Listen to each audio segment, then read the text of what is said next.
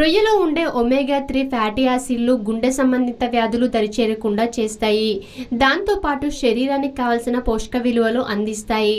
రొయ్యల్లో ఉండే ప్రోటీన్లు శరీరంలోని కండరాల నిర్మాణానికి, కొత్త కణజాలం ఏర్పాటు అయ్యేందుకు ఉపయోగపడుతుంది.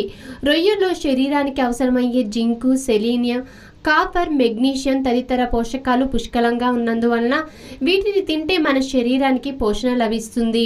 కనుక వారంలో ఒక్కసారైనా రొయ్యలతో తయారు చేసిన ఆహార పదార్థాలు తింటే ఫలితం ఉంటుందని వారు చెప్తున్నారు. రొయ్యలను బాగా శుభ్రం చేసుకోవాలి.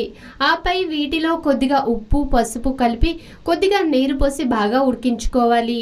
ఇవి బాగా ఉడికిన తర్వాత నీటిని వంపుకొని వాటిలో కొద్దిగా కారం, మసాలాలు, అల్లం వెల్లుల్లి పేస్ట్, కేసరి పొడి వేసి కలుపుకొని ఓ 20 నిమిషాల పాటు అలానే ఉంచుకోవాలి.